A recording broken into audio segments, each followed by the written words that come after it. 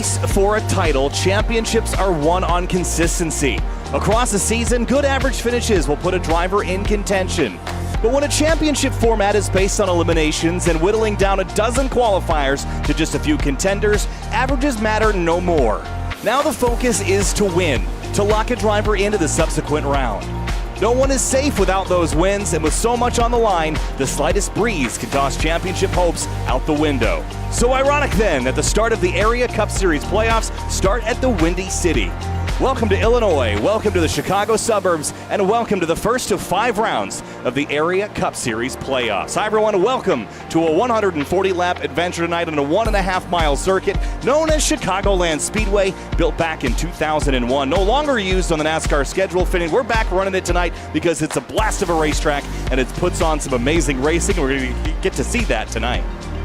Yeah, absolutely. Can't wait to see this event get underway and just the playoffs in general, because a lot of drivers may argue that for the first part of the season was basically a prequel to really the main event, which is this championship race. Only 5 races left in the season to decide a champion, and we have quite a few drivers up near the top of the standings. It's not just the Jake Nichols show this season. Quite a few drivers have a chance to take that cup, and it's going to be a fantastic 5 races to watch.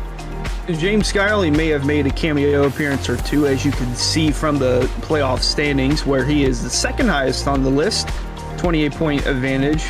Jake Nichols obviously the highest with 39. Then you go to Beckner and Springer, the only other drivers with double-digit figures for the points side of things. Then it gets close. Ryan Hartz, JT Poole, Connor Horn, and Curran only in by 2. Then Cedric Hunter, Seth Knoll, Doug Newbigging, and Greg Mitchell all knocking on the door to get in. Only 2 rounds to make it before they eliminate 12 to 8. Knocking on the door is exactly what they're doing, but they can't knock themselves out of a chance with having a bad race here in Chicago. Hunter, man, these 4 guys, the pressure's on. Cedric Hunter, Seth Knoll, Doug Newbigging, and Greg Mitchell. To get it right. If you don't get it right here, don't advance yourself toward the cut line. You don't have to jump above it, just advance yourself toward it. It means it's a must win in the next week, and that's just really hard to do. Yeah, going into Talladega, there were some drivers that needed to win, and a lot of drivers didn't. So coming into the playoffs, it is go time every time here at Chicagoland Speedway this week. And of course, that next round and final round of the first of these 2 eliminations, that's Auto Club Speedway next week. Then it's Las Vegas and Richmond before our season finale at Homestead. But Finian, there again is one last look at your playoffs for this opening race of round 1. And as far as pointing your way in goes, that's really only a thing I think you can do once, and that's this first round. When we get to Richmond, Las Vegas and Richmond, I think you have to be in contention for wins. You're not just going to skate your way through all the way to the Final 4. No, you really aren't, because you can argue quite a few guys. Guys more toward the outside of the standings. You might, if you can have a few good races, you can get yourself in. But as we start to eliminate the amount of drivers left in the championship running, like you said, you are pretty much going to be having to win the races, if not do very well, finish in the top 5, lead a lot of laps, if not the most amount of laps. You're really going to need to start performing. But for the guys near the back of the standings, they're basically going to have to try to have some good point stays, if not do very well, because they only got 2 rounds to dig themselves out of the Final 4. All matters about being in the right place. All matters about being in the right place at the right time, like we saw a season ago with Michael Curran, who could have a similar run where he finished good for the first 2 races. Then the 3rd race caught a break with the chaos at the end of Auto Club and managed to win in a 3-wide battle to the finish and locked himself into the championship for that way. But it's going to be interesting, and oh my. Playoffs! Yes, we are talking about playoffs. We're talking about the playoff run that Curran had last season, and Eric, I think that he will be a contender tonight. Going to keep an eye on the 24 car. It takes more than just driving skill. You gotta have fun with it too, and obviously Curran does that with his signs that he provides us every week. Pretty awesome to see there, though. Michael Curran's from Texas, so no sports ties to the Colts coach there. But you gotta love the beard too. That's what I love about Michael Curran's the fun he has and the luscious black beard he's got there. But so far on the practice charts, guys, Ryan Hartz putting on a show. He's got himself at the top, showing he's a force to be reckoned with in this playoff chase toward a championship here in Area Season 4. So Reinhardt's at the top of the board, and you'll notice the different colors. Last week, the drivers in the yellow were those on or below the cut line. This week, it is just the drivers below the cut line that are in the playoffs in the yellow. The blue are those that are above that cut line, but they are not locked in by any stretch. That lock could happen next week for someone that wins tonight, but again, it's only going to be one driver that will really get to lock themselves in before that cutoff happens. As you win that second round, you're in to the next round. But qualifying is underway, and Finian, all season long, I would have said, hey, qualifying matters a little bit, but I don't think it's absolutely, the end-all, be-all. I do think it is tonight. If you're in the playoffs and you start out back, the amount of trouble you can find yourself in by not qualifying up front far outweighs just planning and getting a nice clean run here to set yourself up towards the front of the grid. As Cedric Hunter is one of the first ones to take to the racetrack, but it looks like he will reset and try again. Yeah, he's going to reset and try it again. But yeah, I definitely agree because, with only 2 races between each round, except for the final race, which is its own singular round, for the rest of the season, these guys have had 12 races. If you have one bad race, you can have 11 more races to recover from. But now you only got 2 to work with. And again, if you're in that hole, you really need to make sure you make it to the finish, first of all. In order to finish first, you must first finish. So for a lot of drivers, going to just be getting out of the back, like you said, getting out of the weeds, trying to make sure you just don't get involved or caught up in anything, as Delonte Ballard's one of the first drivers out on track, working his way down the back straightaway for Solifer Racing. Yeah, you're going to want to have a good qualifying time in. Looking at the averages for this season alone, the average starting position from each winner has been 7th, so you're going to want to start inside the top 10. But Jake Nichols, who won this race a season ago, won it from 4th, and I was actually looking back to all the playoff races from the opening playoff race, and the winners started 2nd, 3rd, 2nd from season 1 through 3, so if the trend will continue, then the winner tonight will come from the 3rd start position. Maybe Michael Curran can try to one-up that and try and get pole. And sir, I was looking through, just like you, at our previous seasons. Have we visited Chicagoland, excuse me? The only time was season 3. Okay, so last season we did. I thought so, but I wasn't finding it. Okay, it was race number 3 of the season. All right. Yeah, Jake Nichols dominated that one. But not too long since our previous visit here, Kyle, to Chicagoland. It should be a fairly familiar track, but they did make one change coming in. A change to the fixed setup, as after the new builds we get here on iRacing changed some of the parameters for the next gen car. The rear end gear was not correct in these cars, so they did change that. The area admin team changed that heading into tonight's race.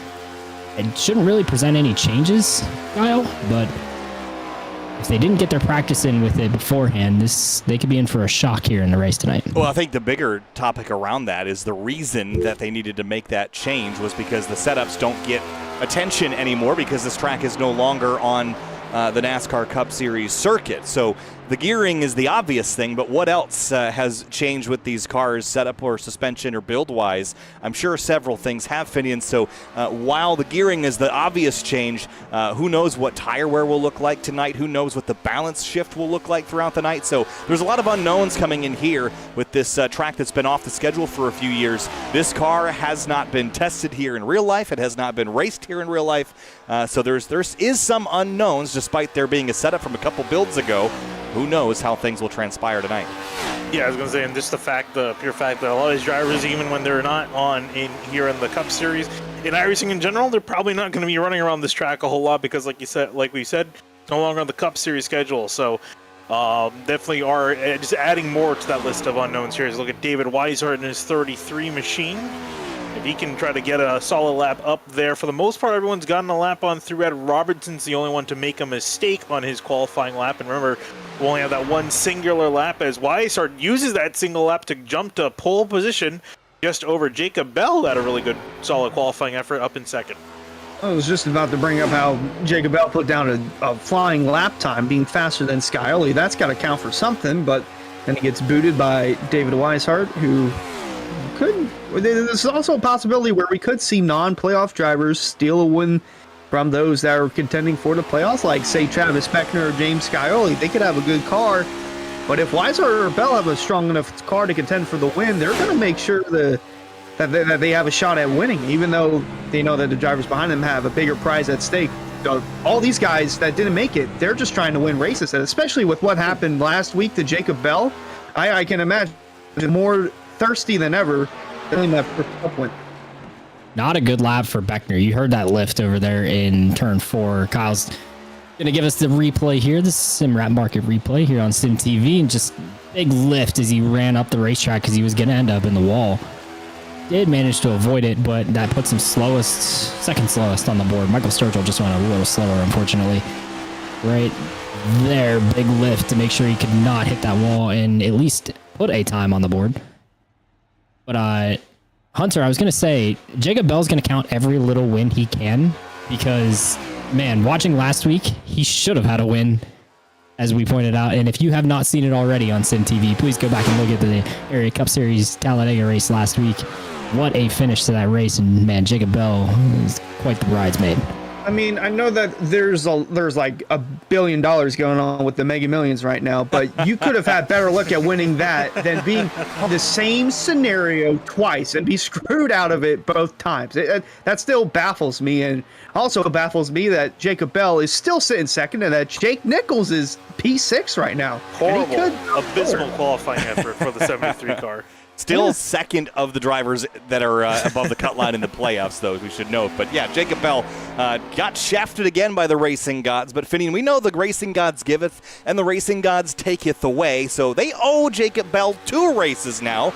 And so far, they've granted him just about 100th of a second off of pole here at Chicagoland as Jeremy Miller goes for a slide in turn number 4 and will end up in the outside wall and lose his qualifying effort. So I think Jacob Bell is owed 1 or 2. And maybe that strong qualifying effort is a sign of things to come.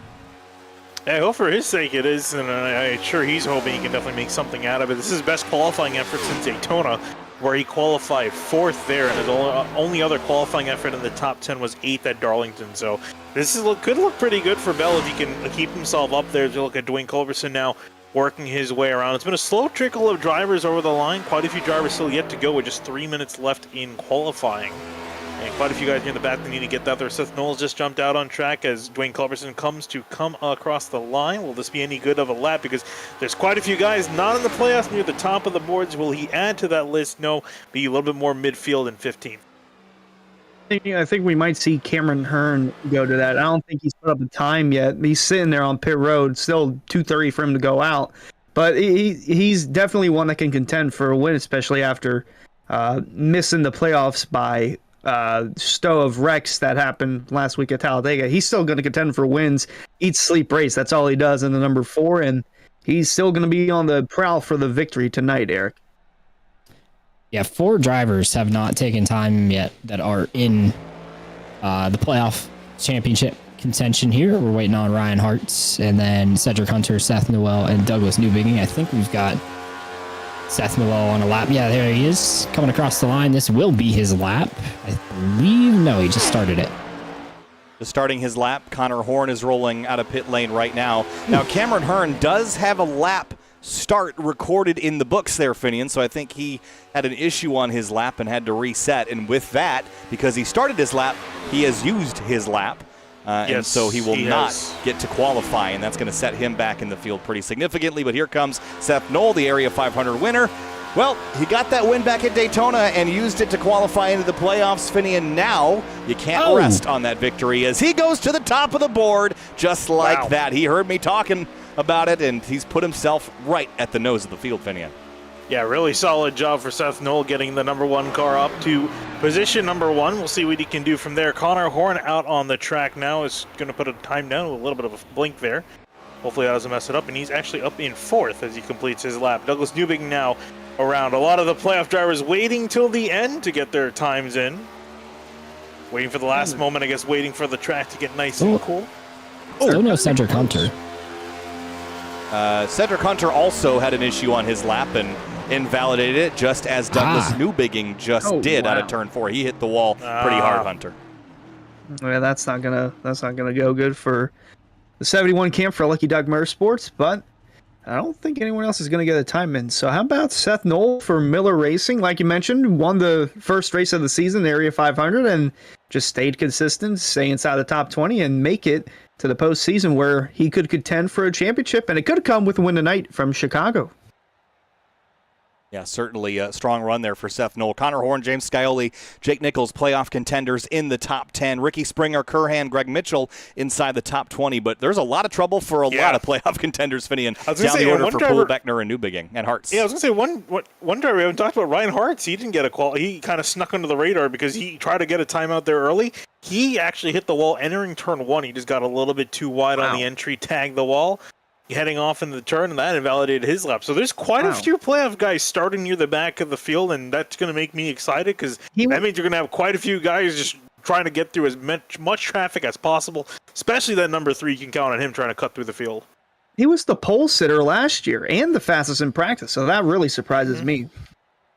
So, with all that aside, qualifying is out of the way. Race fans, be sure to subscribe to the Area iRacing Twitch channel. For only $5 a month, you can watch all Area broadcasts commercial-free. You can also use new Area iRacing emotes in the chat. You'll also earn double channel points as a subscriber that you can use to redeem for free merchandise. And in just a moment, we'll go through our Roasted Gems coffee. Starting lineup, race fans, start your engines with a fresh cup of Roasted Gems coffee. Choose from some of the finest coffee beans from Colombia and Peru, or try the blended flavors of French vanilla and hazelnut. Use discount code Area iRacing for 10% off your order at checkout at roastedgems.com. Before we roll through the starting grid, let's get our picks out of the way.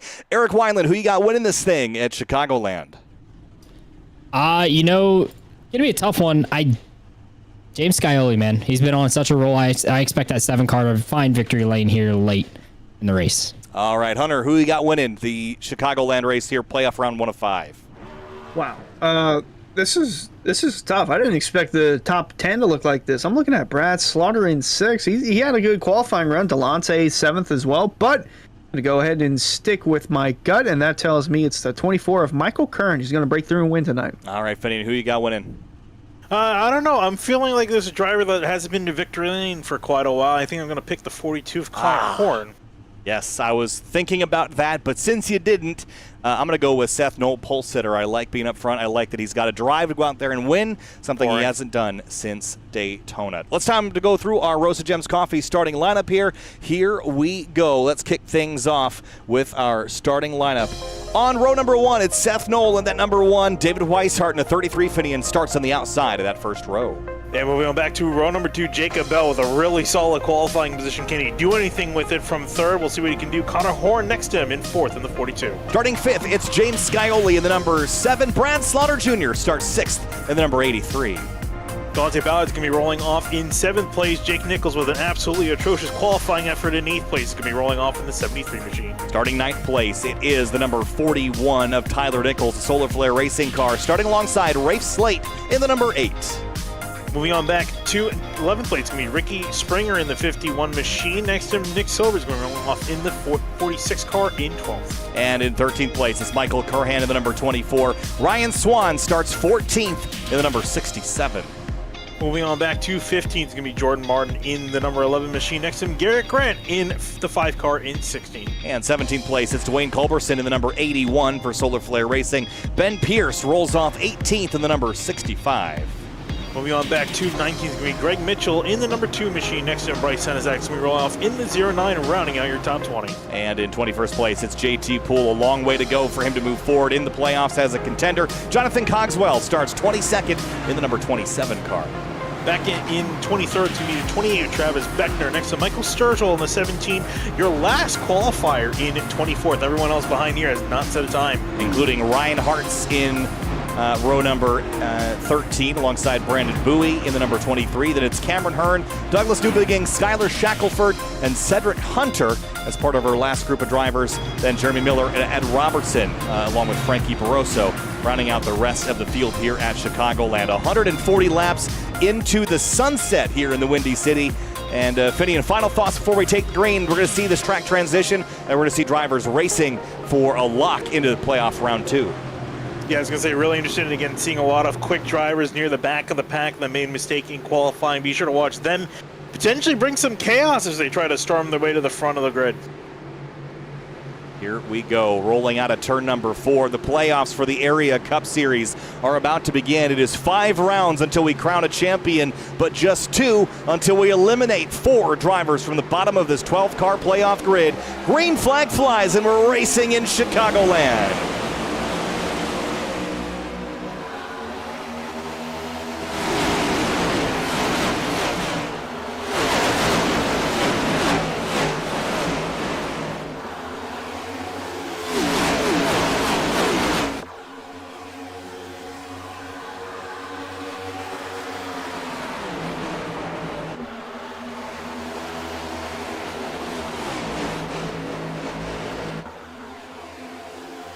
Big slide for Jacob Bell out of turn 2, but Seth Knoll leads the first lap, and everybody strangles themselves to get single file here into turn number 1. The 51 of Ricky Springer moving forward on the bottom of the racetrack, and everybody fanning out using all the lanes of Chicagoland Speedway. Yeah, Ricky Springer's actually making some pretty good progress so far, up 3 spots from the top. It's some chaos back a little bit further behind. Yeah, Garrett Granches smacked the wall coming out of turn 2, and honestly, that backstretch wall kind of gets you out like the tunnel turn at Pocono, for those in reference, especially with that Brandt signage there in the back, because it kind of goes towards the exit of turn 2, and you kind of get lost in that a little bit. Yeah, it's easy. It's hard to actually follow that line, especially when you're trailing somebody. It's really easy to lose track of where you're supposed to be going. It's not really a natural curve in that sense, where you're kind of expected. It just kind of bumps its way along the back straightaway. So it's an interesting line for sure, but here comes David Weishart now throttling up behind Seth Knoll, and the battle for the lead is on here, Finian. Indeed, it is on. Weishart wasting no time. You see him almost putting himself in the wall, trying to look to the outside where he can carry much more momentum, and now he's keeping Knoll on the bottom, unable to get that run off the corner. You can see him starting to make some moves. And how about Jacob Bell? He's not out of this just yet. He's trying to ride the coattails of that 33 and get around the 1. Well, Weishart's going to have the run on the outside to clear Knoll for the lead. Here comes Jacob Bell now, going to look to take second away. Like I mentioned, those that are outside the playoffs, all they're looking for are wins, and that's what you have inside the top 2 right now. A couple non-playoff drivers just vying for the win. Here's a playoff driver, JT Poole in the back. He's making up some quick ground inside the top 15, battling with Jordan Martin as we ride on board with him. Yeah, great start here for the 26. I think we all knew that his pace wasn't really indicative of, or I guess his starting position wasn't indicative of his pace. We thought we'd see him move forward. He is doing that right now, up about 6 spots since the start of the race. Did just lose one to Greg Mitchell, and just ahead of them also is Connor Horn. This was your pick to win, Finney, in that 42. Certainly a strong pick. He's been laying dormant lately. I think it's time for him to shine once again. It's go time. Oh, it definitely is go time, and it's go time for his teammate, the 30 of Jeremy Miller. He's up 13 spots. Guy's moving green for 5.5 laps. He's up 13 spots from 31st. There's no stopping that 30. He's up on a forward charge. Whoa, as someone got way out of the groove. Just up ahead, Rafe Slate clipped the white line and almost put Nick Silver in the wall. And in the middle of that, Jacob Bell took over as the race leader. They fan out through turns 1 and 2. Ricky Springer's closed in on the bumper of Seth Knoll now for the 3rd spot. Yeah, great pass there by Jacob Bell to take the lead away. Delonte Ballard all over Brad Slaughter Jr. here. That's for 6th place. The battle going on here for position, and a little bit deeper. It is pretty hands-on back here. Travis Beckner's in the middle of all of it. Started 23rd. He's also up a couple of spots. Qualifying's never really been his strong suit. Race pace has been, though. Although with the abrasiveness of this track, how long will that last? Look at the 65 of Ben Pierce up the hill. And here also, Seth Knoll loses a spot to Ricky Springer in the 51. Yeah, Ricky's also been moving very well so far in this race, from 11th up 8 spots to 3rd. Another driver moving forward quickly. But the thing is, with so many drivers moving forward quickly, I'm almost a little concerned for them with their tire wear, right? Because they're showing a lot of speed, but, you know, that's got to come at some sort of cost. Spin in the 11 car. Jordan Martin gets turned around. He's going to get clobbered. And the 81 of Culberson just scatters as the 11 slides down onto the apron. The caution is out. Yeah, they were 3 wide coming up out of turn number 4. Go back and look at it here on the Simrat Market replay and kind of see how things transpired. But they were 4 wide there. Sturgill on the bottom. Beckner is there. The 65 of Pierce. Cameron Hearn's back here, Finian, and they come out of turn 4. And I think these 3 are going to get together.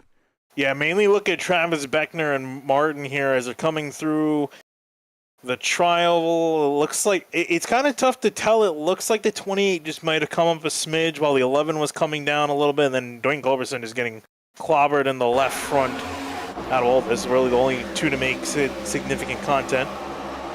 Oh, yeah. And this is a bad situation because the 65 was also there, too. Yeah, he was just in the wrong place at the wrong time. Looked like he wanted to come. Like Pierce wanted to come down. Beckner went to go up. And right there's just nowhere to go for Jordan Martin. And then Culberson just gets clipped right here. And 09 at Senesac also in the middle of this. Yeah, Senesac, I think, missed it. He might have touched the 81 a touch, but we should ride on board and see what he saw, because I bet it was interesting, to say the least. If anything, he just got away with it riding on board with him coming off turn 4. Really, nothing you can see a whole lot in front. This car spinning. Wow. Wow. Great reaction time. Happens fast. So first yellow and some takers on pit lane. Not a ton, but notable few. The 27 of Jonathan Cogswell, and Mitchell is on there as well. Greg Mitchell is one of our playoff contenders, albeit below the cut line, signified by that yellow number background. Cedric Hunter also comes to pit lane, and Douglas Newbegin. So the only driver that's below the cut line that's in the top 20 right now is Seth Knoll in that number 1 Finian. Yeah, but also an update from race control. It looks like the 28 of Travis Beckner was found at fault for that incident, so he'll get the EOL. He's already near the back of the pack, so nothing really a whole loss for the 28. I think at this point might probably come down and just get some tires and gas and get ready to get back at it. Not a good start for the 28 today, though. Still very early on, though. Again, we just crossed double digits in laps. Still got over 100 left in this race, and plenty of time for him to make up some ground and also get a better feel for the car. I know he was already in the middle of the pack, but the more you're in dirty air, the better it is for when it matters at the end, when you're up in the front. Ricky Springer taking a sip under yellow here. Well, that wheel is vibrating. That oscillation. Got to be careful with that, because sometimes they can oscillate out of your hands depending on what wheelbase you've got. Looks like he's got, looks to me like the Fanatec CSL DD, so maybe, you know, in oscillations it can get pretty strong. It's especially dangerous if you've got like a Formula style rim, because they're hard to hold on to. But it looks like he's got a nice round rim that's easy to grip. I for some reason I have a Formula rim. I actually have it on me right in front of me. One time I just kind of I was driving straight, I had my chin on the wheel, and then I hit a bump and it smacked me, literally smacked me in my face. Not a good thing, so No. we will reset and go racing again. I'm shocked, I guess in a great way, for Jacob Bell. He's had a lot of pace here, at least in the short term, Hunter. Short speed indeed. Him and Weishart both had very fast cars, and right before we get to the restart, let's hear from Eric Weiland. Eric, what you got for us? Hey, you guys watched the replay from Bryce Senesac there? Barely missing the wreck, just listen in. I heard had to have skipped like 2 beats there. I thought I was right before that happened, I was like, Jordan, you gotta get out of there. I think Jordan come up, oh, he's killing me. I seen Dwayne in front of me, oh, I'm gonna run into Dwayne. Dude, that is the same thing my wallet said when I visited areashop.com and got some awesome sick area merch. Brad Slaughter always hanging out with us. All right, thanks, Eric. Fun update. Green flag back in the air, and Jacob Bell wasting no time. He's fired off and away into turn number 1. David Weishart follows him on the bottom. Seth Knoll and Ricky Springer. Coming strong on the bottom. Might have a chance of taking the lead away from Jacob Bell. I believe he's just about clear, not quite. Here comes Bell now with that run off the corner, down the curve back straight away into turn 3. But Weishart trying to see if he can secure the lead. Knoll making some slight contact with Ricky Springer in the middle of the corner. I was just about to say, at least he didn't race him like Denny Hamlin yesterday at Pocono, but we almost had that right there. 3 wide almost. Slaughter still looking for room. He's going to try and make a third lane go, but for now, he's going to stay tucked in behind the 1. That got dicey there for a minute. Brad Slaughter had his eyes set on a hole that was closing. Look at the 1, give a shot to the 51 down the back straightaway. The 42, the 7, the 30, and the 21 all in this together. And here comes the 1 back to the bottom now. Seth Knoll had some speed in qualifying, trying not to let it slip away come race time. But Weishart is your leader as we rocket out of turn 4. Slaughter's trying to get a decent run at Knoll coming out of the corner, and Springer's trying to get a decent run. Whoa! Slaughter almost turning Knoll into the wall as Springer and Bell go side by side for second place. 51's not done yet. Bell's finally getting back up to speed, though. Gets a great run out of turn 2. Will secure that spot for now, but these guys are going to really race you up here inside the top 5.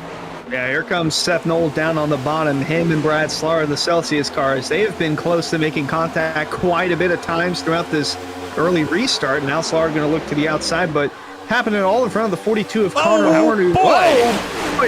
Yeah, this is happening right in front of the 42 and his teammate Miller. So he's in a tough pickle, but here comes Springer to the top. Oh, this is getting dicey. The 1 and the 83, they have slammed the door on each other a couple of times. I have to imagine they're not thrilled with each other for that. Here comes Jacob Bell for the lead. A huge dive into turn 3, but will it stick on the bumpy bottom, Finian? The lane up top is a lot smoother, and through goes Weishart to the lead as the 51 scrapes the wall out of 4. I was going to say, you just have to give up so much momentum on that inside lane. He might lose second, third, and maybe fourth here. Being stuck on that bottom, you just can't get that run off the corner. That's so important with these next-gen cars. And he's really starting to struggle now. He's going to go back to fourth and going to slam the door shut in front of the 83 and the 42. Oh, but here comes Jeremy Miller. Speaking of which, where did Jeremy Miller come from? He restarted 14th here. He's in the top 5 finally. I don't think anyone had him on his bingo card for possibly win. Oh my gosh, he ought to shut the door on his teammate Connor Horn, who is still contending with Slaughter for the position, but this 30 car might be the fastest car on the track, guys. I was really tempted to pick him. I thought against it. I was like, there's no way he's going to get to the front anytime soon, and man, was I wrong. So remember that whole thing in the intro about how qualifying mattered? I guess I'm wrong about that. He has made it his mission to make me wrong tonight, up into 6th place and climbing. Did almost wall his teammate there a lap ago. That was an interesting maneuver, but here comes Brad Slaughter now powering around the outside in the number 83. Brad's been aggressive tonight as well, but out front, Weishart's lead has dwindled again as Springer's reeled in the 33. Yeah, now what is Springer going to do? He's going to try to go to the outside as Weishart goes a little bit high on the middle line. Slaughter's trying to go upside to get some clean air to get the car to rotate, but wasn't quite enough. Noah's still trying the bottom lane. Well, that's really the only lane he's got left. You really don't want to ride in behind. The car's just going to get super tight. Jacob Bell just kind of riding in the mix of all this, trying to figure out where he should go. Bell in the middle. Well, Springer in the middle of this 3-car battle as they fly across the front stretch and past our own Eric Weiland. Eric, what you got for us? Radio from Jeremy Miller in 609 Motorsports. I've never passed this many cars in a mile and a half in my life. Oh man, you said it was hard to pass. It's hard to keep people behind because I'm not trying to. I started 31st and I'm behind you. Oh, they really checked up here. Oh, we're gonna die. Jeremy Miller is absolutely flying right now, as you guys pointed out. And JT Poole going after Jake Nichols right here off 4. Yeah, no, we're going to die. Just nonchalant. Connor Horn in the middle of chaos, and he was for a moment, Finian, but it's so frantic. Back here mid-pack, and in the middle of all this, Jake Nichols, who started 8th, he has slid backwards, actually, which is not something we typically say, but he's a driver that plays the long game and might move his way forward if we can get a long green flag run. That's what I really think a lot of this is him just kind of knowing, pacing himself, because you can try to fight really hard, but he's still running within 2 seconds of the leader, so there's not really a whole lot of rush to go. I think he's trying to preserve his time as Cameron Herr gets very close to his outside. He dives down low, all below the white line, just trying to see if he can get clear of both JT Poole and Cameron Herr and get them off his back. Might have to preserve the car here in a minute with how dicey he is. And cut into JT Poole with Ricky Bobby looking from the shoulder on as he is still 15th, but got speed, but really nowhere to go because it's so tight around these corners, especially with them going 2 wide, even 3 wide in some cases. So it's in the spot right now, but he's catching that 73 of Nichols. Might make a move. Nope, gonna stay with him as.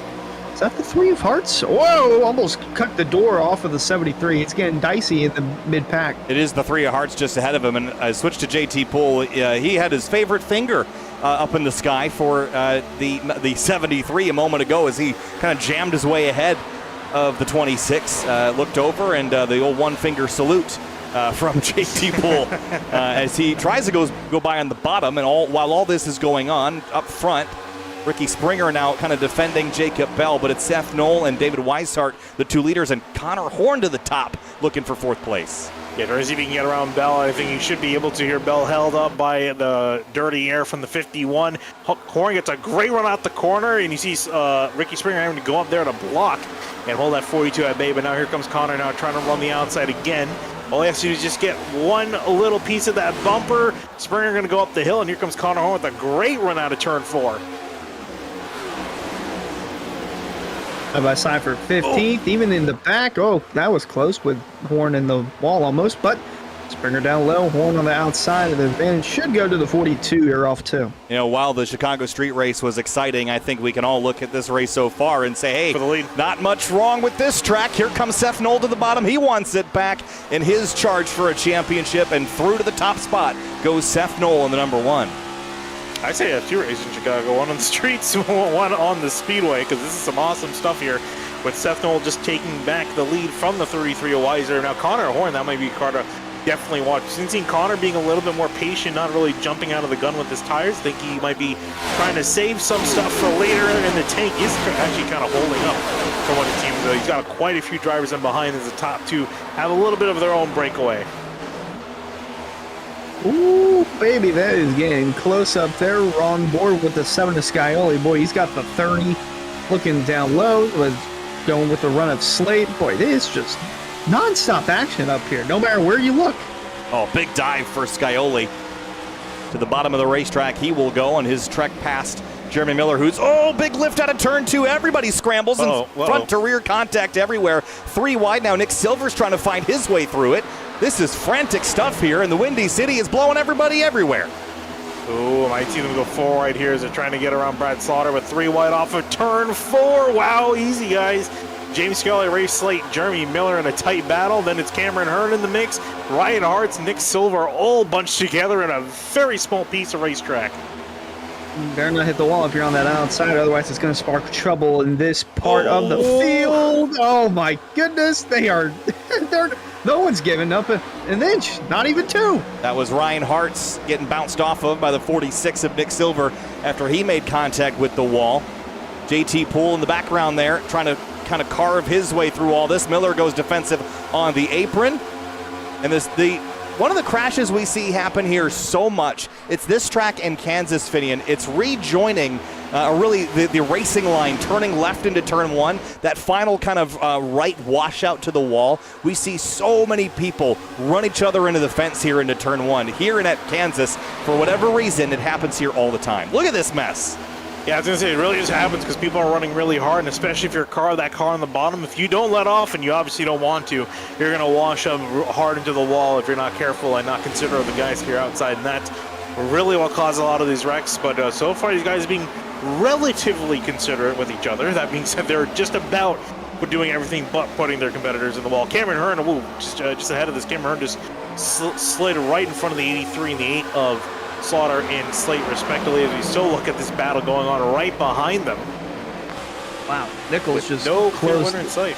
Oh my goodness, he closed the gap all the way to Poole, but had the lift in the middle of the corner. Now he's got Scioli looking low. 3 wide in between him and Michael Kern on the outside. Boy, it is still risky business here from the top 5 back. It is just wild stuff. Curhan's at the back of this as well. JT Poole slams his way in front of the 2 of Mitchell, who crosses him over to the bottom into turn 3. And the action is definitely mid-pack right now. Seth Knoll has worked his way out to a half-second lead over Weishart and Connor Horn. JT Poole almost during the 46 of Nick Silver. Jake Nichols trying to look to his outside. Can't let these guys, can't take an eye off these guys for a second here. Because if you do something probably bad is going to happen at the rate they're going at. It is interesting to see only 4 playoff drivers inside the top 10. You think when the postseason kicks in that the speed will kick in for everyone else, but you see right there 11th through 20th, that's where whoa, contact with Jeremy Miller and Greg Mitchell. Around goes the 2 and the 46. Oh, and Mitchell hard into the wall. It's going to be caution out. Oh, they're still crashing. Boy. Caution out for the second time today, and Jordan Martin's in it again. Ben Pierce is in it. Greg Mitchell was one of the drivers that was in it at first. And there is some big-time damage, and he is a playoff contender.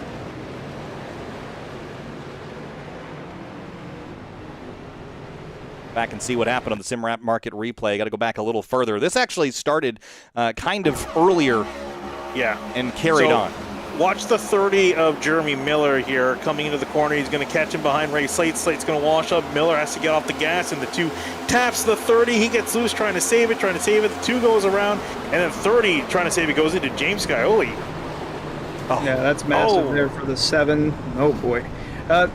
Slate did that a couple laps earlier to the 30. He sent it in deep and tried sliding up on him. It worked a couple laps ago. Didn't work that time because now we got the 2, the 7 involved. Don't know if Newbingen got collected in that. Just you see him get caught up right in the middle of all that. But just a big mess here, and it started early. But Eric, you probably got some knowledge on that. Tell us what you got for us. Kyle, I watched the entire situation unfold right there because I was hanging out with the Physicus Motorsport guys. I was listening into what Greg Mitchell was going on with, and he didn't have much to say. Listen in. What happened? Did he hook you? All I saw was JT cut across my nose. So Greg obviously not happy. 4 tires and fuel. This is the first opportunity that these guys are really going to have to adjust their strategies a little bit. Pit window here, 58 to 62 laps. We didn't really cover that in the pre-race end of things. So these guys, it doesn't quite put them in a window to make it to the end of the race. Still 106 to go when they cross the line there as they come down pit road. Everybody 4 tires and fuel and away. But, spin. The 83. I got one spun in front of me here. It's Brad Slaughter. And the 77 and it gets hit. Jacob Bell gets hit from the 17 of Sturgill. What on earth has happened? Oh, boy. It's pandemonium tonight, guys. Pit road isn't even... Let's have a look. Gotta go back a little further. So it's 2 separate incidents from the looks of it. Yeah, watch the 77 roll here. Well, I guess they spun the tires coming off. Right there, and then Sturgill also. Right here, he's in the grass. Oh, what? Oh, yeah, that is, that's a no-no there. So it's like 3 separate incidents.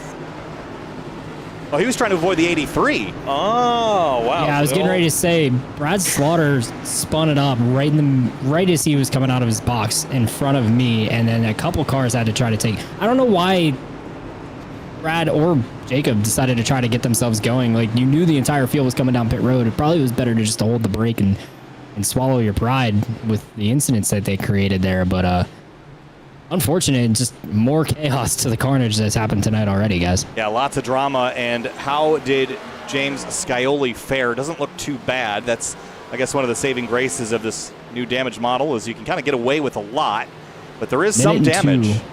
Minute and 2 stop time on pit road and how long he was stationary in his box. And Jacob Bell is also back down here on pit road in front of me, guys. Back under repairing, and what a shame for the 77. Was up front leading laps and gets caught up in a pit road incident. And the drama is fierce so far tonight, and we still have over 100 laps to go. 2 yellows so far, and I'm sure there are plenty of page turners yet to come, but the pace car going to make the left-hand turn onto pit lane. We'll get back underway here momentarily. Seth Knoll scored the race leader. David Weishart, Ricky Springer, Connor Horn, and JT Poole up into P6 alongside Cameron Hearn. Green flag, we're back underway from Chicagoland with a little more drama after our second yellow flag. Oh, always nice to have a little good helping of drama here, especially at the start of the playoffs. As Seth Knoll leads them away. David Weishart, Connor Horn, all fighting for second, as well as Ricky Springer. He's trying to poke his nose in the middle of things. Yeah, and that's going to leave Connor Horn to dry on the bottom. Now Springer going to look low from Weishart for the position. So they start to fan out 2 and 3 wide again through 3 and 4. And here comes the 42 of Horn. Slicing and dicing. Looking to the outside of Springer. Making big moves on the front straightaway. Here comes Connor Horn. Look at Curhan drive in hard on the outside lane as well. Make this racetrack as wide as they paved it. It was built in 2001 and it just started to wear out and just started to provide that awesome multi-groove racing it was designed to provide. And here at iRacing, replicated perfectly. Big moment for Ricky Springer mid-corner as he fought for some control, but Seth Knoll leads, but not by much. Here comes Weishart to the bottom. Try to take advantage here as they got a little bit of a breakaway, so a little bit of a gap to work with. Weiser will throw everything into the corner. Trying to see if he can get through. He will get through Seth Knoll as the car up near the wall. Looks like Ricky Springer. My gosh, Michael Kern almost hit our camera going into turn one. It caught me off guard by quite a bit, but yeah, Weishart and Knoll. We got Connor Horn trying to join in the mix. As I say, the longer this run goes out, it seems like the faster the 33 and the one get, because they were driving away from everyone third on back, but mostly single file until you get to around where Delonte Ballard is with Michael Kern and Cameron Hearn. Travis Beckner, remember, recovering from his penalty after that first yellow flag. He's back up into 12th place, knocking on the door for a top 10. Next time by, 100 laps to go, and now a lot more playoff drivers filtering to the top 10. There are only 3 now in the top 10 that are not currently in the playoffs: Weishart, Hearn, and Delonte Ballard. And how much more will that filter out here? Yeah, also an update, too, for one of those drivers, James Scioli. It's not looking good for him. It's a lonely world back here in 31st. He is 2 seconds, nearly 2 seconds off the pace of the leaders. He got some heavy engine damage for the 7, so he's just kind of putting along here. Not what you need in this format, Hunter. Not at all, but the one plus side of that is having a 28-point cushion heading into tonight. I don't know how much of a cushion it will be after tonight, but as the field rolls down the front straightaway, they pass our own Eric Weiland, who has another update for us on pit road. Yeah, Hunter, you mentioned that buffer that James Scioli had. On it gone. 8 points currently as they run is what he is above the cut line, and it's really dire for Greg Mitchell. He's not returned to the racetrack, guys. He's still sitting here on pit road getting damage repair. Now 5 laps down. He'll be, depending on how the guys around the cut line finish tonight, he's 36 down from the cut right now as they run. It's going to be about 40 points probably by the time it's all said and done with tonight's event. He'll need to win next week if he wants to get to the next round. Yeah, 5 laps down is pretty catastrophic. You're not going to make that back no matter what. And for James Scioli to have all that lead thrown away just like that, I mean, this is the danger of not running right up at the front. He was running okay, but behind a trouble spot, Finian, so he's put himself not in the hole just yet, but certainly his buffer's gone, and you can see how quickly things change. The 64 of Robertson spins out of turn 4. Can he save it? He cannot. He's going to go for a slide in the infield grass, as he couldn't save it off of turn 4. Self-spin for the 64. And back up onto the racetrack. We will stay green. No, there's the yellow flag as we come out of turn 2. I was wondering if that was going to be yellow or not, but since you can never tell. Up onto the racetrack, really depends on the track. Yeah, just got sideways and looped it around, and it actually started earlier than that. It was in the middle of the corner. He caught the apron and was chasing it the rest of the corner. See right up, right here. There. Just trying it, gets a little loose, bounces off, tries to save it, comes back almost, and nope. I didn't want to go spin back in front of the field, so took it to the grass and then put it in reverse back onto the racetrack and brought out our 3rd yellow of the night. I was just going to say, the only other time we ran her was in season 3, and we only had 2 yellows in that race. So we're heading into uncharted waters now, Kyle. Yeah, definitely uncharted waters, and I think it's only going to get more intense from here as you know, we're kind of working our way towards the finish. We've still got a ways to go, but as we work our way towards the finish, the excitement's just going to ramp up. The trouble hasn't been at the front of the field yet, but I anticipate things getting a bit more wild for the pointy end here. Oh, definitely, especially as you start to get some more aggressive drivers in the front. Ricky Springer has been up here. Connor Horn, Seth Knoll might try something. We'll have to see out of them. I'm trying to look at where some other drivers are at. Where is Brad Slaughter? He got a little bit of damage. Actually, no, he didn't get any damage right on pit lane. No, he just spun. Yep, but he's back on pit lane right now. So he's getting service to his car again. Just came down. It was running around 20 in the high part of the 20, so, or low part of the 20s, I should say, around 21st, 22nd. So come get some fresh tires and back out on the track from him. It's kind of surprised he would come get tires after just pitting. But I guess figured it's worth the set. Maybe he senses a long green flag run coming in after this. That's the only thing I can think of.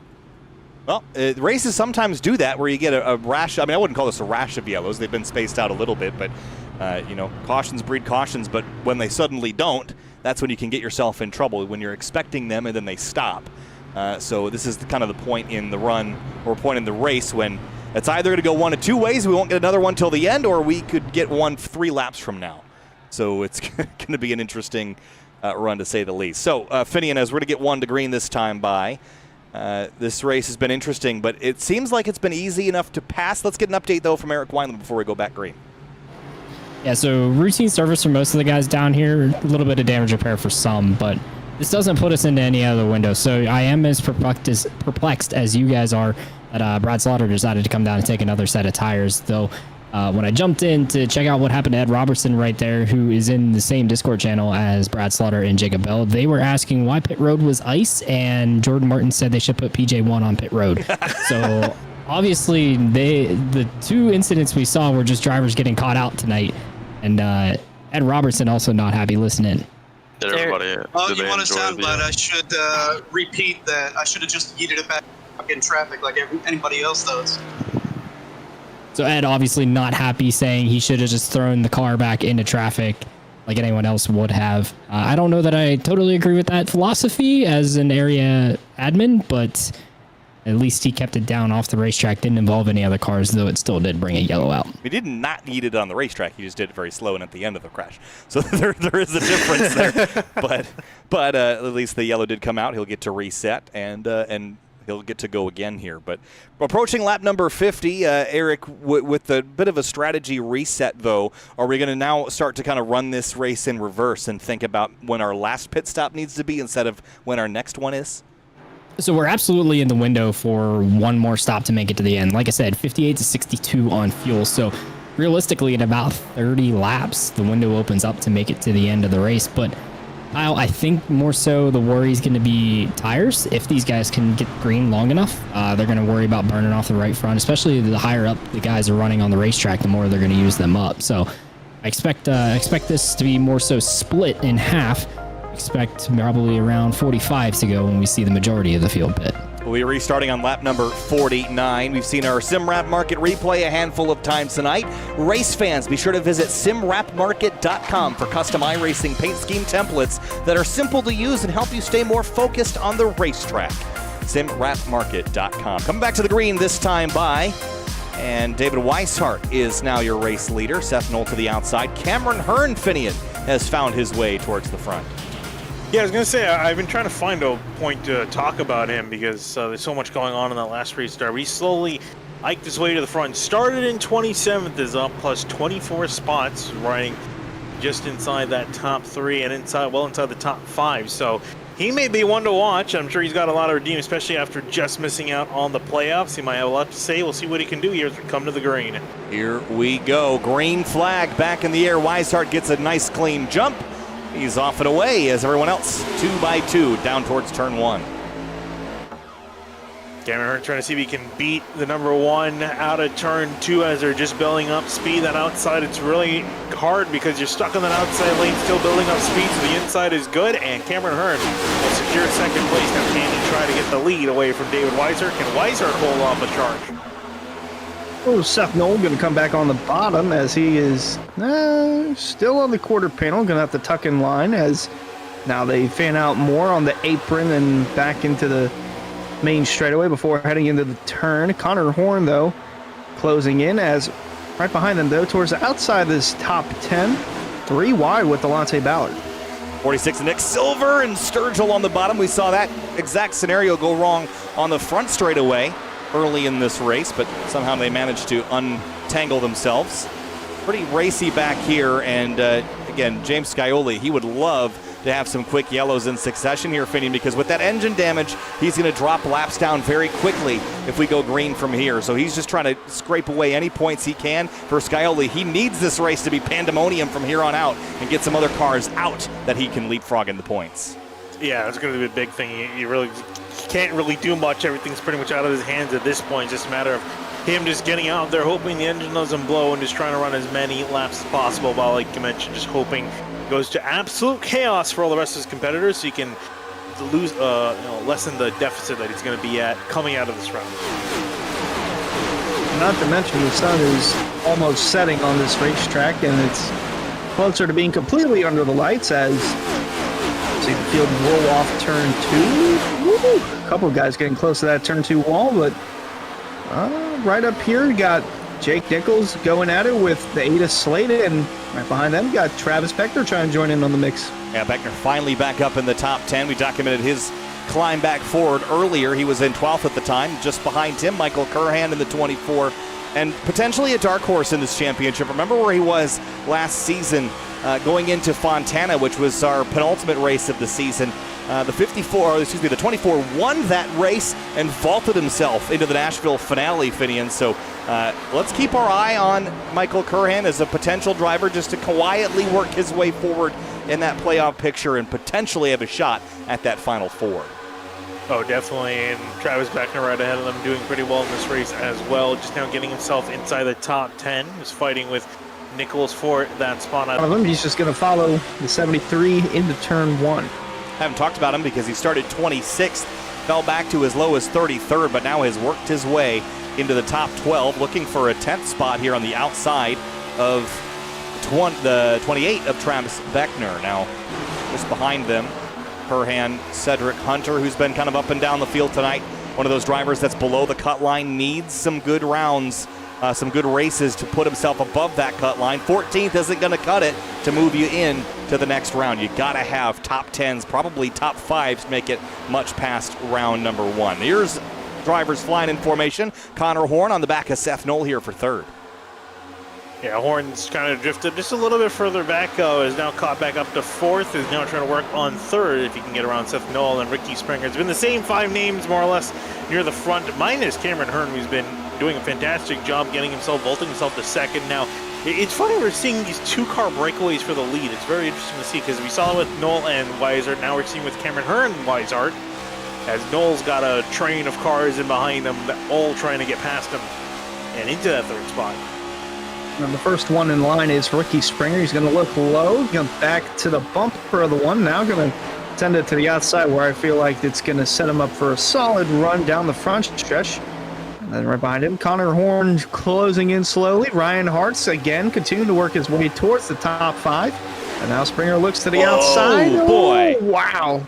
Yeah, that is tight racing here, Kyle, as they roll into turn 2. Yeah, interesting. Right, look at Ryan Hart's way on the outside as well of Connor Horn. And Hart's right now scored 4th in the live standings. Currently leading would be Jake Nichols. Then it's Ricky Springer, Beckner, and Hartz. JT Poole, 7 points above the cut line. Scioli, 8th. And drivers currently out, Mitchell, Hunter, Newbegin, and Curhan. Those things haven't really shifted and shuffled a whole lot. But Seth Knoll putting himself in contention for this championship if he could win this race tonight. But right now he battles for 4th with Springer, Finian. Yeah, you got Ricky Springer there. An aggressive move with both cars on the apron. That's always asking for trouble. Trying to keep the one down there as much as possible. It worked. He's able to get the 3rd. Connor Horn, a little bit of a bump to the back of Seth Knoll. Knoll trying back on the bottom. See if he can get that 3rd place spot back from the 51. Oh, it's Connor Horn hits the white line, gets a little bit loose, saves it, and actually continues a run off the corner as a train starts to 4, the 42, the 3, and the 26, all waiting in tow as Connor Horn tries to get in the outside, hits the back of the one and taps the wall. I'll say he might have tapped the wall there. It's getting more aggressive as we get closer towards the battle for the lead, but right now on board with the 5th place car of Connor Horn, and boy, he is in a tight pickle here. As you see, the first 2 are those not in the playoffs, and then 3rd through 7th is these guys right here. Oh my gosh, they are cutting it close whenever they're coming off the corner. Yeah, Seth Knoll's playing with fire here, I think, a little bit. He kind of chopped the nose of the 42 last time by, and Connor clearly didn't appreciate that. He did the same out of turn 4. How many times are you going to deposit before someone else takes a withdrawal? Connor Horn to the outside now of Ricky Springer. Or to the back of Ricky Springer. Sorry, go ahead. Try to catch the 51 sleeping there to see if he can sneak around the outside while he's preoccupied with the 1, but you saw Springer throw the block there, and Horn caught a little bit off guard, can't quite get there as Knoll comes back at Springer as they go side by side in the straightaway, and here comes Ryan Hartz trying to insert himself into the equation to get to the outside of the 42, couldn't quite get there though. Oh, now Poole, look at Poole low. Oh, he's so close with the 3 of Hartz. Eric, this is intense racing. I know it's on the other side of the track, but what updates do you have for us? You think this is intense? Well, Seth Noel's just chilling. Listen in. Ooh, that was a weird bug. But his teammate Travis Beckner is not having the same sort of race. Where's Dawson when I need him? Yeah, where is Dawson? I need Dawson to calm me down. I'm driving like a pissed off teenager right now. So obviously Seth Noel, very relaxed guys, laid back, but Travis Beckner, and he sounds so uptight there in the Miller Racing channel. Getting exciting. Drivers chasing each other all over. Connor Horn just took Ryan Hartz's line away, went right in front of him, and they both rode the rim here at Chicagoland Speedway all the way through 1 and 2. They've single filed back out, but the intensity is rising, and I get the feeling there's a lot of drivers, maybe not Seth Knoll, but there's a lot of drivers, I think, that are running each other's patience down to the bone here. Oh, absolutely. A lot of guys are, you've seen quite a few aggressive moves. The guys chopping people's noses, running each other down to the line, elbows out, putting people on the wall. We've seen it all, a little bit of everything here at Chicago so far. So a lot of guys getting slowly irritated more and more as the night goes on. We're still barely up to halfway. Just a couple laps shy of that point. There's JT Poole running in 7th. He's right in the middle of this chaos as he's worked his way up from 21st inside the top 10, as there is the 8 of Slate still looking to the outside, trying to get a run to get around the Beckner machine, but to no avail as Springer continues to lead the conga line. Actually, scratch that. Knoll leading the conga line and in the 3. All the while, so deeper in the field, there's an equivalent pack forming up here. Sturgill and Delonte Ballard almost coming together. Shackelford, Robertson, Tyler Nichols, and more as we go back to Horn and Springer, and the 42 takes the spot away as JT Poole looks way up high in turn 1 and 2. And that was after Connor Horn literally almost went in the grass trying to get past Springer. Springer almost pushed him down there in the tri-oval, trying to get on by, but Horn was able to make it work. As you mentioned, GT Poole also trying to make some moves work as we cut back to the leaders. As they've been having a blast, I'm sure, just with each other, breaking away a second clear of everyone else. You can see everyone else in behind Seth Knoll in third, a second gap. Man, if only Cameron Hearn was in the playoffs. I mean, he would have had a good shot at making it to the next round, but for now he's just contending for the win, and he's the only car that's been able to keep it close with Weishart since the restart. We know that the one of Knoll has had speed, but we approach halfway, he is quite a bit back. 2.5 back to the leader, Weishart. Lap 67 is complete. And here's Cedric Hunter working on Ryan Swan for 16th place. Douglas Newbeging, another driver. These two, Hunter and Newbeging, drivers below the cut line coming into the night. Neither is in position to advance if things were to continue as they are. So they know they have to move forward, as does Ryan Swan, who's not in the playoffs, but trying to squeeze his way between Nick Silver and Cedric Hunter, but he will not get that opportunity. No, he will not. He's kind of stuck down there, a couple cars ahead of him in traffic. He's trying to work his way on through Ryan Swan, Cedric Hunter, Nick Silver. Cedric Hunter and Silver fighting side by side, battle for 15th between them. And up ahead, 3 wide coming off the corner. Connor Horn, Ricky Spur for a second. Gone back to 2 wide. Door-to-door contact between the 51 and the 42. Ryan Hartz, he smells something in the water. He's trying to go back to the inside. 3 wide again. That was wild. Ricky Springer looks to his left. It's Connor Horn in the door. Down into turn 1. Horn's got the advantage, but game on. They have traded paint now. And it's go time. Eric Wineland, what you got? Hey guys, this team, Solid Rock Performance, that's Springer, Hartz, Poole right here in this battle. They are not happy with Connor Horn. Listening to Rafe Slate also in here talking about it. Wreckish, Ryan. Fuck, that was so bad. Talking about Connor Horn taking the line away from Ryan Hartz earlier on in the run. All 4 of those drivers in Solid Rock Performance are very upset with the 42 right now and the way he's racing. Yeah, we saw that, him take the line away from the 3 earlier. Now that's fair game. It's just not something that's nice, right? Like it's not illegal. It's just not nice. And I think, as I said a couple laps ago, that we're not playing nice anymore. It's playoff time. You got to go. Here's the problem, though. If you create too many enemies, say that of an entire race team, Finian, that's a short-term gain, long-term loss. Oh, yeah, Curran in the wall out of 4. Ooh, gets a little bit Did he get forced up there, or just? No, I think he just got wide and hit it. Oh, okay, I was gonna say. I mean, yeah, it's playoff time. I mean, everything's gonna kick up a notch, especially for the guys that really could probably just use a win to just kind of get themselves a little bit more secure, and especially with the leaders right up the road. Horn's done fighting around because these guys are just losing more time and wearing out their stuff trying to fight with the leaders. Meanwhile, oh, actually, Seth Nola's moved on really quickly. He's gone on past Cameron Hearn, and now trying to chase down David Weishart.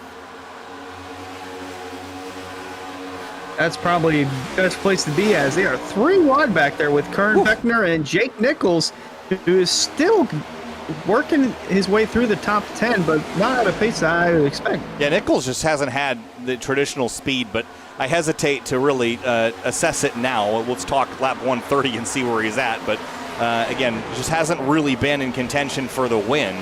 But frankly, anyone behind Connor Horn hasn't either. I think you're right, Finney. He was a bit of a cork in the bottle, but now that he's not directly defending, he has actually found some speed last time by. He was one of the quickest cars in the top 10 last time by. But here comes JT Poole, who was a hair quicker. Yeah, Poole trying to now come back at the 42, saying, "Come back here, I'm not done with you just yet." You can see, look at the focus on his face. Trying to catch the 42, trying to see if he can get a run here. He's going to look to the outside. They're both catching Cameron Hearn really quickly. Hearn, it seems like his stuff's burned up, so when they catch up to him, it should be quick work, but you could see maybe a 3-wide battle between these two, because especially it seems like there's not a whole lot of love lost. Yeah, that one car has definitely picked up the pace here on the longer run. Bit surprised by that, as seeing quite a bit of separation now throughout the field, and Poole's going to look, not going to have anything left for Horn yet. But they are both making up time on the 4 of Hearn.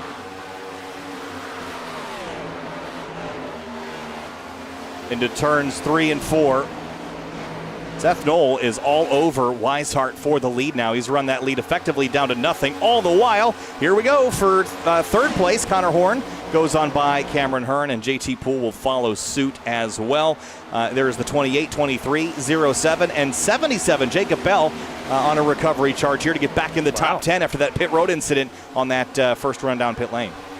Yeah, good for him. It doesn't seem like that damage has hindered his progress a whole lot, other than really just setting him back a couple of positions. You could probably use a caution, and we might see a caution here as these guys get really close to each other off of turn 4. A battle for the lead. Seth Knoll on the bottom. Weishart, who's been in charge of majority of this first half of this race, is under attack again from Seth Knoll. And Knoll going to absolutely throw it into the corner. Can he complete it? Gets the side job done. Secures the lead.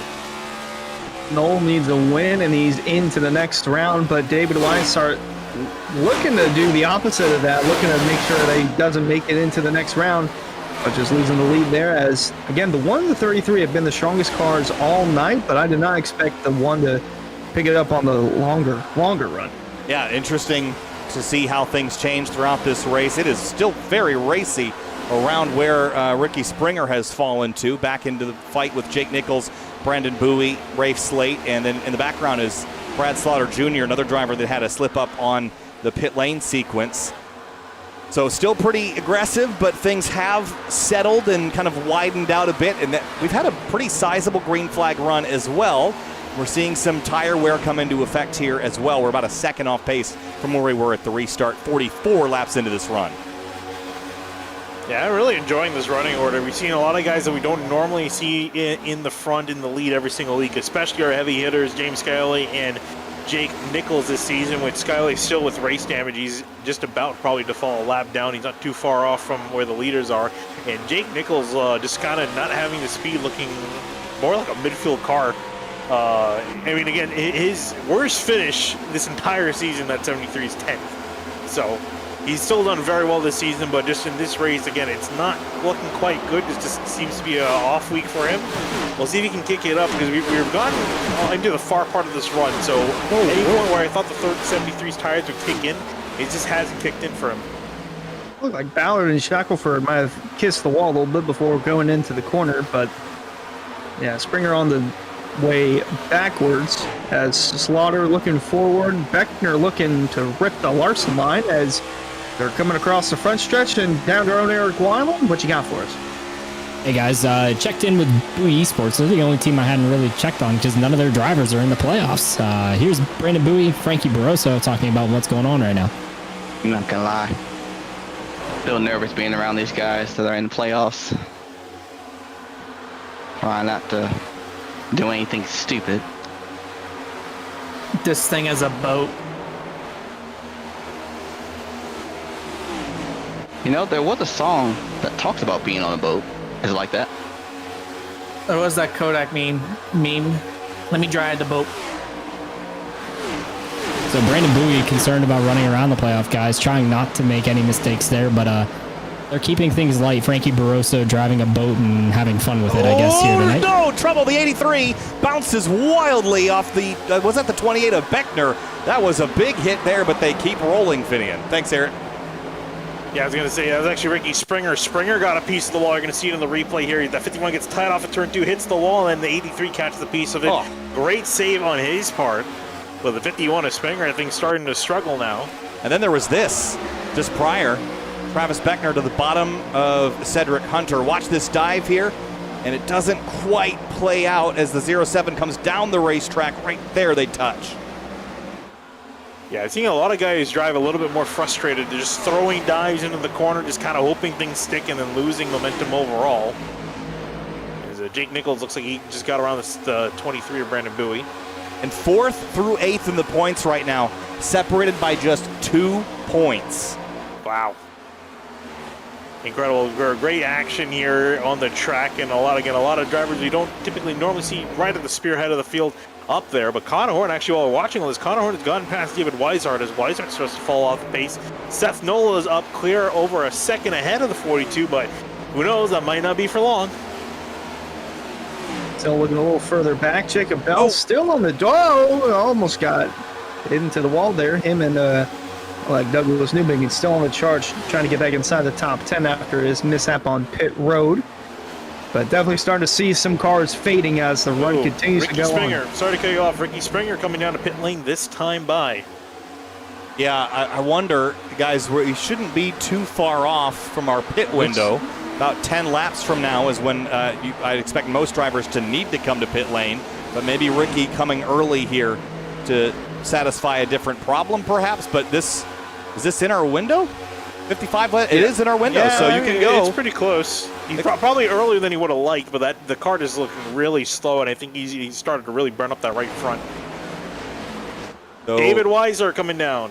Yeah, so pit window looks to be open, Eric. Yeah, so 3 drivers down here in front of me, Ricky Springer, Nick Silver, and Ben Pierce. Pierce and Springer are teammates here at Solid Rock Performance. This is on the early end of the window. The window opened with 62 to go. That was about 8 laps to go. Remember I said 45 laps to go if the race ran green the whole way is what I expected. These guys obviously didn't feel the tires were going to last. Nick Silver is going to be Ricky Springer off pit road right there. So these guys deciding to get the tires early and see if they can hang on this next run. Meanwhile, David Weishart pitting right in front of me here. Brad Slaughter, Jacob Bell, these 3 together as a lot of guys team, coming on the radio to come to pit road. A lot of guys coming to this time by.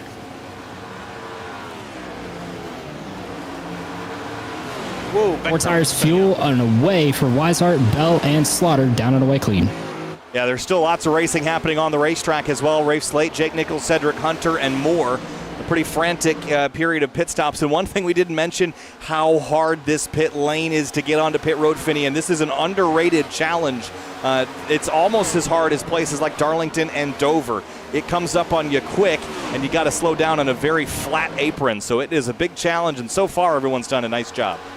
Yeah, it's a sharp turn off on a pit road, so you got to be careful with it. He's got some 3-wide action. It's Cedric Hunter, Jake Nichols, Rafe Slate 3-wide into turn 1, and it looks like neither driver's lifting. Oh, gonna watch out if you're the 8 of Slate. Nichols gonna give him the room though, but Cedric Hunter completing the pass on both those guys, and it's a battle between the 2 purple cars of Slate and Nichols. I hope neither of those drivers have the grimace shake. That would be a disaster. Well, Cedric working his way by, he was shifting, and it's something I've heard a couple of other drivers do is go down a gear or so in the gearbox just to get a little extra torque on corner exit now that your corner speeds are slowing up so significantly with the tire wear. But that's easy to make a mistake with as well if you get that downshift wrong as the 73 and 8 almost come together. Here comes the 23 of Bowie to fill the hole on the outside lane. 50 laps to go this time by. Connor Horn still staying out, enjoying that clean air. Rafe Slate coming down to pit lane. might be one of the only takers this lap. So a slow trickle of cars down on the pit lane. A lot of guys pitting at different times. I'm sure this definitely has to do with how hard they were pushing on this run. I think we're seeing a lot of the guys that weren't as hard on this stuff pushing a little bit further, but how much is going to be too much is going to be the big question, I think. Because you don't want to go too long on this run. Yeah. No, but you want to, if you're staying out, you're hoping for a yellow to come out as, boy, you just look at the 26 of Poole. That's the difference between new tires and old tires. Not so much for the 5 of Grant as he goes on the pit road, but just the amount of speed that you can see from the 26. Ooh, and right behind him. Look at the 3 trying to carve his way through this as well. Ryan Hartz. See ya. Carving their way through the field, looking a lot faster than the leader. Is running a little over a second faster than our leader. And things are coming up quick, guys. We're under 50 laps to go. It's only about 25 minutes worth of racing. So yeah, an overcut could gain you some on the back half of the run, but you also have to be worried about how quickly this race will end because of quick lap times and relatively short laps. That means you don't have all that much time to use on your overcut or undercut. So you have to consider that before you spend a lot of time waiting out here. Maybe Connor's hoping for a yellow, but I wouldn't go too much further or else you're going to not have enough tire to beat everybody, not have enough time, especially at the end of this thing. Yeah, I would honestly only go another lap or so and then come in maybe a couple laps, but you really want to start thinking of coming down the pit road before it's too late. Sure, the tires may be theoretically able to go a little bit further and you might have enough gas to go further, but you're going to be running out of laps to really make good out of those tires unless they're feeling that these guys' tires that came in, their tires are going to go off a lot sooner. And I'm hearing Douglas Newbigin, he's coming down to pit lane this time. I don't hear anyone else yelling out over the radio. And Connor Horn, race leader, coming in as we got a 3-wide battle in the middle of the field with some guys on fresher rubber working their way on through. Wow, look at Springer. Oh my goodness. Got a handful there behind the 51. It's going to look 3 wide. Oh, that's a bold move to make, but when you have the newer tires, you might as well make use of them. Cameron, wow, shooting the gap. That was a tight spot. Look at Jacob Bell following through as well. Nobody's waiting for anything. Cedric Hunter's now your race leader, but here comes JT Poole on through. Jake Nichols would love to grab a point by leading a lap, but he's got to wait for the 07 to pit or pass Cedric Hunter. Kind of crazy thing, he has not let a single lap this race, isn't it? I think that's why he's doing this, because every single point is going to count next week. He knows he's not having a great race tonight, so why not grab that extra bonus point? They can't take that one away from you, but positions certainly can be taken away. You've got Brandon Bowie breathing down his neck. Michael Curran trying to catch back up the middle of this. And Cedric Hunter coming down to pit lane. Oh, he missed it, I think. 40.07. Yes, he did miss it. Oh, wow. That's unfortunate. Just we talked about how difficult it is. It's more difficult than it seems. It's a sharp left turn, and some slam on the brakes, lock it, goes straight, and just bailed out of it. Not what he needs. No, that's gonna hurt the rest of his race unless we get a quick yellow in the meantime. But as the 73, it looks like he might be making a way on the pit road. Yep, just wanted to lead his lap. Gets through. That was about as efficient as you can get coming onto pit lane, Finian. Yep, and did what he needed to do. Is now down on pit lane to get some service. Brandon Bowie is inheriting the lead of this race. Michael Curran out there. Frankie Barroso. Only a handful of drivers, 7 still out there yet to pit. Sorry, make that 6. Eric Jake Nichols easy into his box there. He's right sides up on the 73. It's going to be 4 tires and enough fuel to get them to the end.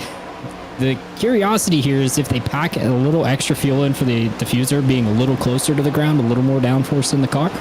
Depends on how they feel the handling is. Jake Nichols down and away clean off of pit road. So far, guys, a relatively normal pit sequence. Nobody really picking up any penalties, just the Cedric Hunter miss of pit road that you guys pointed out earlier. Yeah, so Cedric will basically lose a bunch of time there, but otherwise he should be okay. The question now becomes, as now Michael Curran looks like he's going to hit pit lane this time through. The question now is if we go green all the way to the end, the chance for a yellow is probably lower than it would be if we had a yellow now. We would probably bunch up a couple cautions nose to tail right after that. So you're really going to have to focus on this long run in anticipation of the race going green to the end here. Yeah, and especially if you're one of these guys that came in early, Weishart and Knoll, because not only are they about to fight for the lead, they've been on their tires, probably one of the oldest guys on their tires. They're already 10, 11 laps in, and there's still some guys coming into pit lane that'll have almost 15 lap newer tires than these guys, and I think at this point they might be a little bit too far back, but guys like Connor Horn, who just came in recently, and Jake Nichols, although Nichols is quite a bit ways back, they have a chance to move their way up through the grid, especially as these guys' tires start to wear off. And we saw with Ricky Springer and Weishart, they were really starting to fall off the pace towards the end of that run. They're going to have to go even longer on this stint now. And there is, there's the leader, Ryan Swan, the most recent winner from the Pro Series over Thursday night. And Kyle, I know you weren't there for that one, but I was looking through and thought, man, Season 2 Talladega for the Pro Series was the best finish for the Pro Series. Cameron, sorry, cut you off. Cameron Hearn and Travis Beckner getting at it on the back straightaway. Cameron Hearn going down to block him in the middle of the straightaway, so I think it might get a little bit racy between these two. I saw Hearn also just rocketing by in turn 2 and keeping that 28 close to the corner. You see right there, very close. And then on the back straightaway here, comes down. Yeah. And coming back live, Beckner tried to gas it back up to the inside, but can't quite get there. That 4 a little bit better on his tires, and going to slowly hike a little bit of a gap between these two, but you could see a caution here. We're talking about it. Yeah, look at the A28 driving in really deep. Didn't love that, and there is definitely some communication going on. It's funny how well you can communicate with just your braking zone. Seth Knoll still chasing Weishart here for what would cycle to be the race lead. Swan and Miller still out front. And I think at this point they're just hoping for a yellow flag. I don't think there's much strategy that's going to go your way by staying out this late. 58 laps for Swan. He's going to be due to pit lane any lap now. But these two should cycle to be the leaders. Now the question becomes, for how long? Yeah, that really is going to be the question. I mean, no one really behind him has got a significant difference in tire life except for Cameron Hearn, but he's about 6 seconds back from these guys. I mean, he has a chance of catching them, but again, my eyes are really looking down at Connor Horn. Seems like he might have either A, the freshest tires, and B, one of the quicker cars to be able to catch these guys. And this could be the move for the lead as the 33 and the 1, they're side by side for going to be second at the moment. Jeremy Miller going to stay out. Swan to pit as they head down the front stretch and past our own Eric Wineland. What you got for us, Eric? Radio from Travis Beckner, guys. Cameron's playing with me right now. Ayo. Beckner not happy with the 4 car. Yeah, I think we figured that one out. Yeah, that was fun. These guys are having fun up here, but this is burning up tires big time, guys, and not what they need to be doing. No, I was going to say, I'm sure Connor Horn would love for these guys to continue this. It's just going to make their tire life worse. Again, these are the guys that need to manage their tires, and they're doing anything but managing it at the moment. They're just trying to manage between themselves who's going to lead this race once Jeremy Miller comes down the pit lane. The only one encouraging that is JT Poole, because he'd cycled to be third out of this, which would be a very solid finish for him if he could hold on to that. But Jeremy Miller still has a few more laps left before pitting, or he might come in this time, but David Weishart looking to take that win away from the 1 because that's Seth Knoll's ticket to make it to the next round, as Eric has joined us back once more. Hey, something very insignificant for the race, but significant for a point situation is about to take place here. Greg Mitchell just came down for tires. James Scioli has disconnected from the session. Greg is 1 lap behind James, and he's going to get the point. That's going to put Scioli in an even more dire situation for points as the next going into the next round. Yeah, certainly, and factor in that Seth Knoll came into the night below that cut line. If he were to win this race, he would be a driver that was below the cut line that is now locked, and that shifts that cut line another spot as well. So that it does not create a good situation for James Scioli, who has had up to this point a pretty exceptional season, Finian, and just like we said earlier, how quickly things can change. Scioli came into this race as the winningest driver on the season with 4 wins. Bit of a hip check from the 51 and the 42 down the back straightaway as well. Talk about guys that don't like each other. Connor Horn's made enemies with the entire Solid Rock Performance team, and I saw Swinger take a little bit of a swipe to the left, and Horn had to check up and go down to the bottom. You can see now as they're racing hard here on the apron, now up into turn 1. Connor Horn should have the advantage here, but Springer's trying to hold him up as much as possible. Very tight battle here between the 51 and the 42. Whoa, took a swipe at him. Oh my gosh. Again, this is exactly what he did last lap. It's not dying down yet either. Oh, now it is. Settles back in. Commentator's curse. Now the battle's over. Connor Horn will say arrivederci as he checks out from this. I don't know if it's over. It's just on hold for now, I'd say. But Connor might be able to just drive away. I think that's what we're getting. He's got 9 lap pressure tires. I don't think Ricky, as much as Ricky would hate it, I don't think he can catch back up. And now he's got to deal with Ray Slate. Gives him a little bit of a tap from behind. This is all a battle for 9th place here. Springer, Slate, Silver, and Jacob Bell too. How about Jacob Bell and his recovery? We saw him spun around. He's just outside the top 12 and might have a car that can break back in, but he's one of those guys that's been out there quite a while in his tires, so he's just kind of hanging on. But still, all in all, a solid run for the 77. Yeah, missed the playoffs after Talladega, and he almost had gotten himself in. So what could have been Hunter, but he's still rallying for a top 10 tonight. Yeah, and the thing is, he would have been just barely inside the top 20 if he would have won at Dega, so that would have locked him into the postseason, but that is not the case. And I was going to mention, look at Ed Robertson. He's 13th after spinning out earlier. I believe that was the most recent caution, which came out just a smidge shy of 100 to go, which, oddly enough, back in Season 3, that's when the last yellow came out for this race. So we still have less than 30 to go. But I see a caution. The 4 and the 28, they found each other again. Oh, here we go. And he was all over his bumper in turns 1 and 2. Well, and he's got 4 lap fresher tires. Here comes Cameron Hearn and Travis Beckner. Is this the race where it's going to blow out here? Hearn not in the playoffs. He's got nothing to lose. Beckner, though, certainly does. Yeah, that's the thing. That's why I'm kind of surprised that Beckner is kind of encouraging this. Like, I would just let the 4 go because he has a lot more to lose than Cameron Hearn. But he's fighting him hard. Well, he did mention earlier, they continue to slice and dice. He did mention earlier on the radio, where's Dawson Miller? Because that was his spotter / race coach, essentially. But yeah, someone might want to dial up Dawson and get him in the car. Where's your man? About it. He might be sleeping right now. Somebody better wake him up. Do you guys remember last season with Cameron Hearn? He will play mind games with you all day long. And as long as you're willing to play, he will play right back. So I think he was laps down last season. I can't remember what series it was in, but he is certainly not above making your day miserable if you so much as cross him once. So if I'm Travis, I'm going to let this go, but I don't know that you have much of a choice right now with Cameron on better tires. Yeah, I was going to say, I think Cameron now is going to kind of check out a little bit, and here comes Connor Horn right in behind the 28. He's made up quite a bit of time after getting clear of the 51 of Ricky Springer. He's going to jump to the outside and get that clean air and get that run. Try to get around the 28 as quickly as possible because he's got much higher goals set for him. Yeah, so he's got a problem, though, right? Because if he wanted to win this race, he needs to have more time than he does. He's only going 0.3 quicker than Seth Knoll. He is 6 seconds back. And he gets almost run into the wall there out of 4 up by the 28 of Beckner as they go to town and start sparring with each other. Guys, we have just 25 laps to go. That's not a lot of time.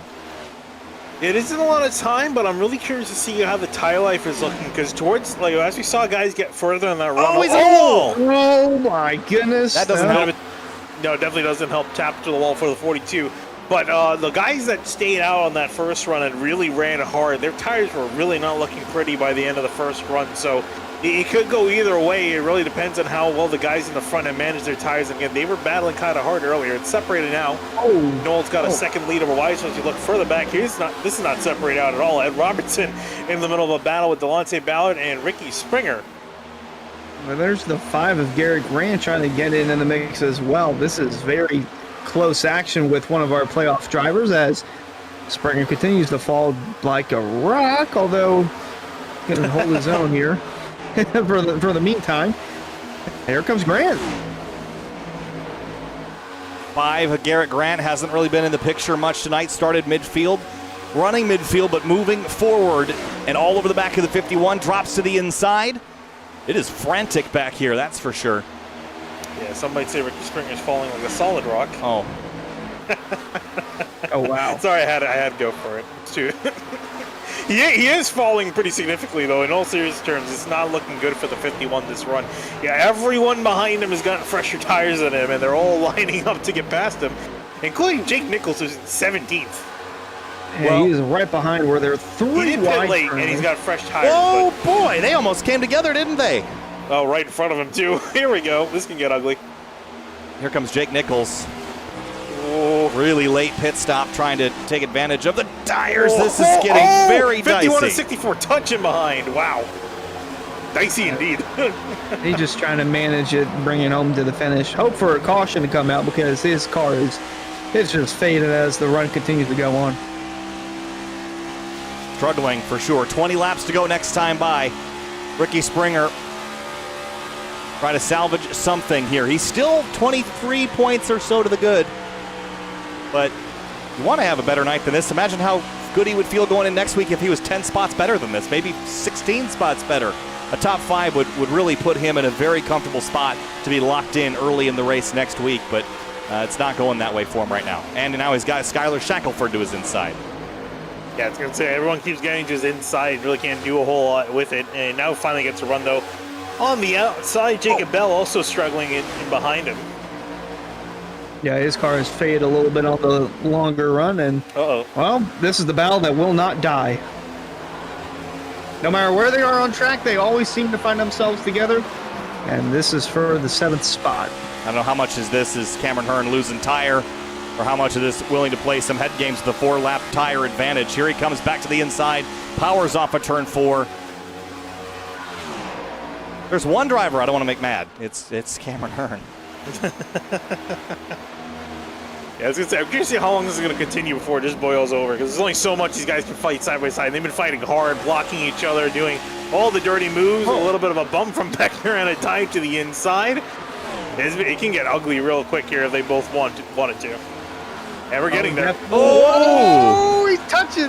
Oh, they just scraped each other, barely going through turn 4. But as that battle continues to go on, another battle that might be starting to heat up in a minute. Well, as we look a little further back, Delonte Ballard and Brave Slade. I was going to say Weishart and JT Poole, although Poole has lost a little bit since then, but he has caught the 33 of Weishart essentially as, boy, this battle continues right with Ballard, Grant, and Slade. Battles everywhere. And just trying to pick which one is the most volatile. 18 laps to go and counting. Running out of time. This is getting very interesting, to say the least. Oh, absolutely. Especially you throw a caution now into the wrench of thing. That will really shake up the order, and everyone getting on fresh tires will be absolute chaos towards the end of this race. Oh, it can very much happen here. Garrett Grant getting tight into Brandon Bowie. They touch off the corner, and here's Jake Nichols trying to collect from the mistakes from these two guys up ahead as he inserts himself into the situation, going to look up the inside as race slate's all the way up by the wall. It was funny as I was looking for that, and it wasn't one of the battles I was watching. It's just because there's fighting everywhere, and even the fights I don't think are fights. Yeah, it really just changes on a dime when everyone gets clumped up together again.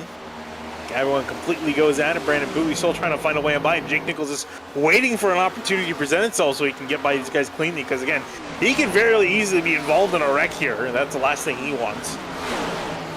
All the while, JT Poole Hunter closing in on Weishart for second.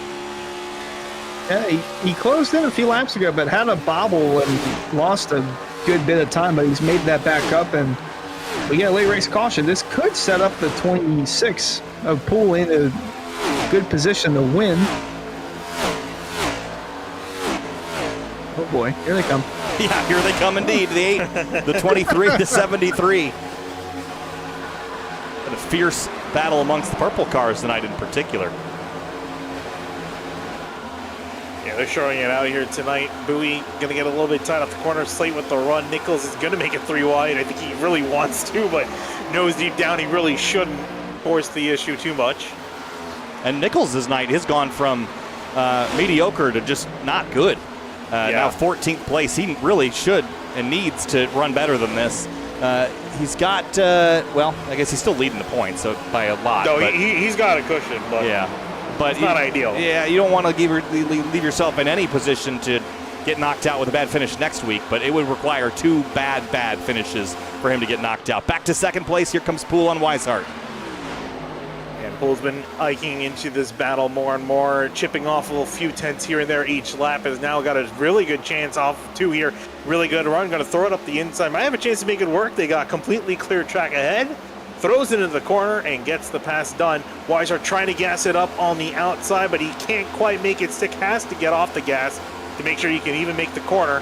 And 26 is up in second place. Very good run here for JT Poole. I don't think he'll have enough time to catch the one of Noel, but definitely a great pass for him. If he can hold on to second, that would be a really solid finish from the 26 car, especially considering the one of Noel entered tonight from the outside looking in, and a win would put him into the next round.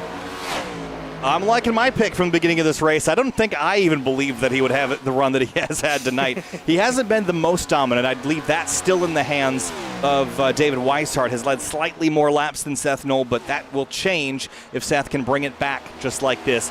He would love this race to go green to the end. Not many people are going faster than him. Hartz and Horn are, but they're still 4 or 5 seconds back. With 11 laps to go, he's looking very, very solid if he can just maintain and just hope and pray that those lights don't turn amber before the checkered flag flies. I'm sure he would love to just yell at everyone in the Discord right now or in the racer and just say, everyone, stop it. Just don't wreck each other.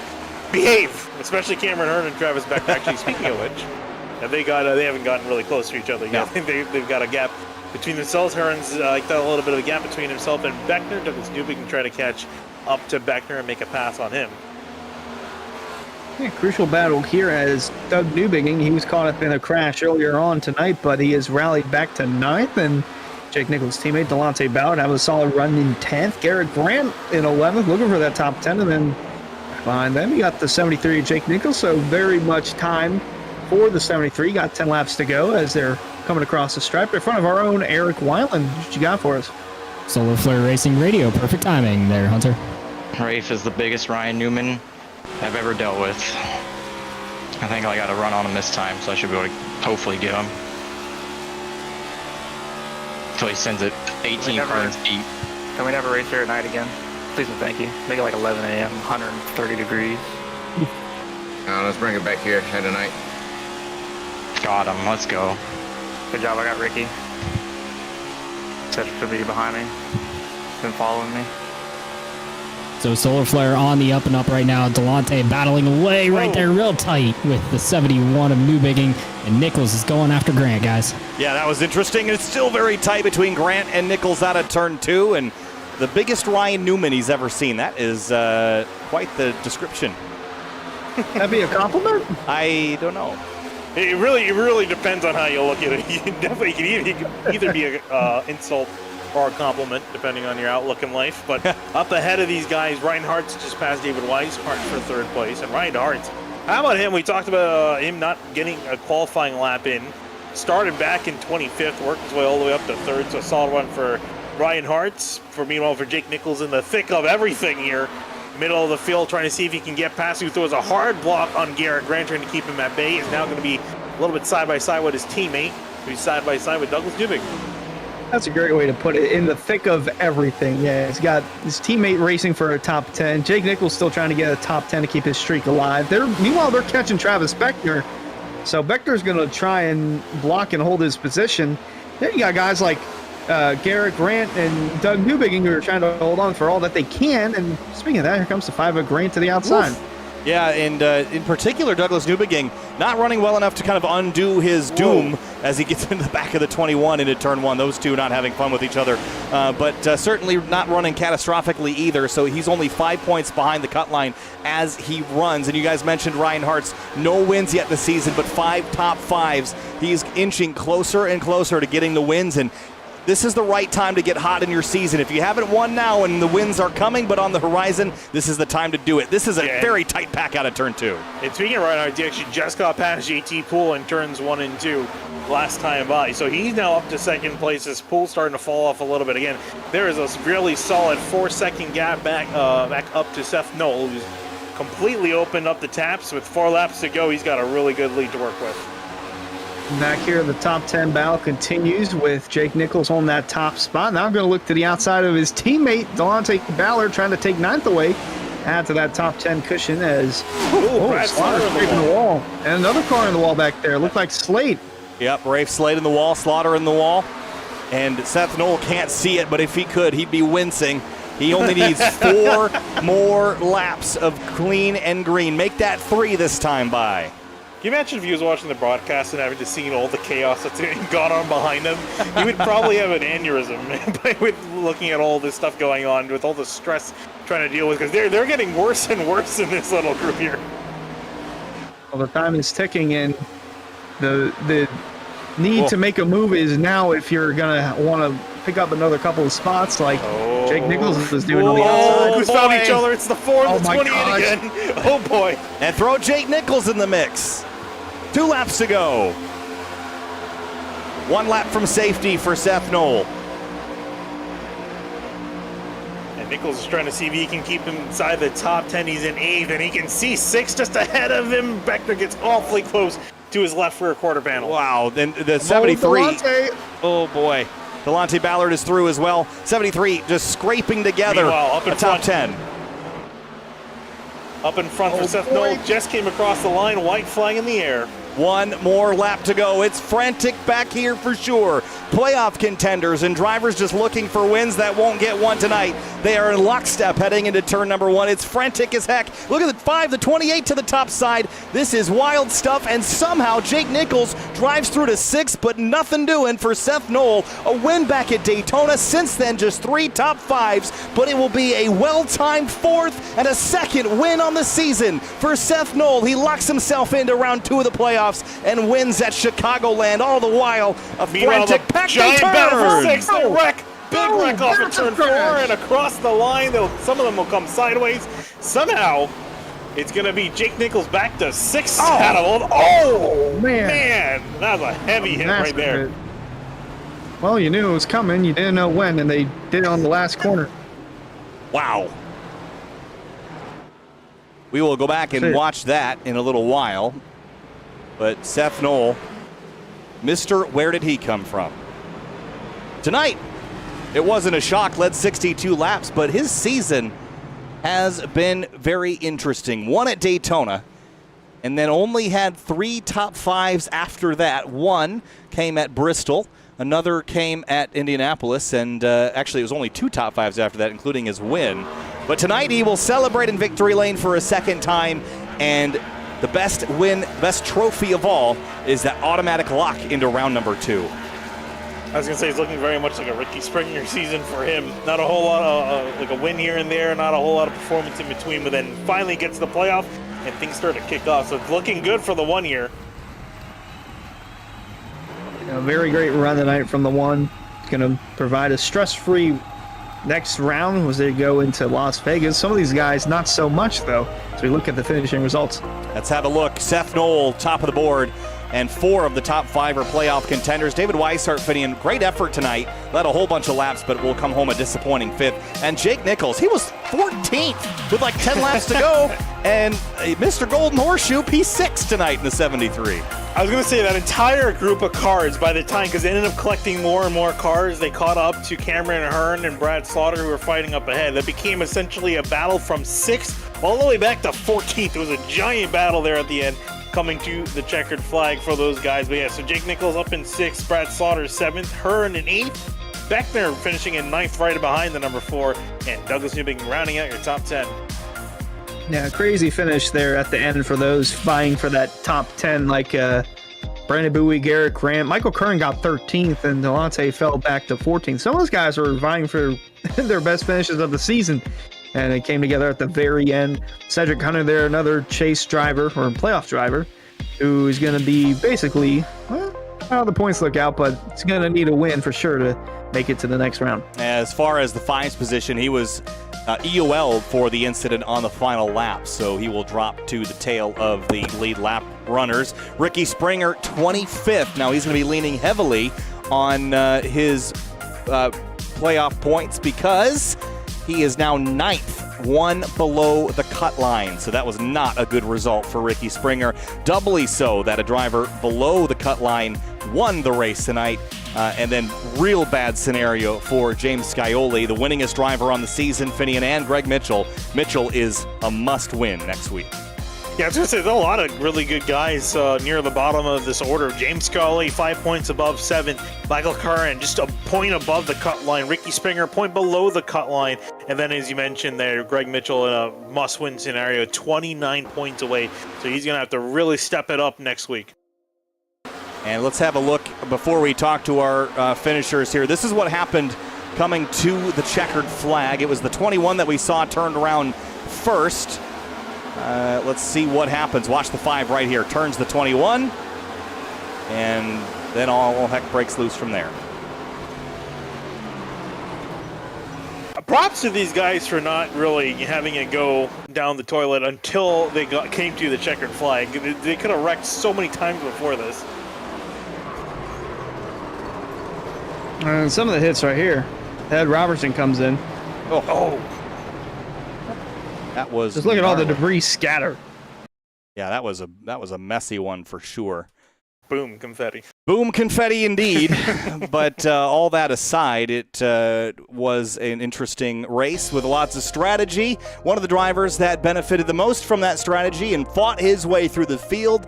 Tongue hanging out. It was a wild ride, JT. Third place tonight. Didn't run there most of the evening, but found your way there when it counted most. Take us through your evening and your charge up to finish in third, and that's a good point tonight at the very least. Yeah, we needed that a lot for playoffs. I think we're only 7 to the good coming in, but I'd forgotten I'd finished third. That's how much we weren't really up there. So it took me a while to join the staging room. So helps us for the playoffs. Man, it was so boring. We almost got in a wreck super early on when Mitchell got in the back of Miller, and I went low to miss it, and Mitchell was still there. So unfortunate, but man, that was big for playoffs. I don't know where we're at the Auto Club next week, so it's probably going to run the same as what it did tonight, and I hate these kinds of races. So got to figure it out. Hopefully we're running good there next week too. Well, it should put you a P5 unofficially in the standings for next week, 10 above the cut line, JT. So things could still very well go wrong, but Auto Club next week going to be frantic as well. So best of luck to you there, JT, and thanks for chatting with us tonight. Good work. Yes, sir. Thank you.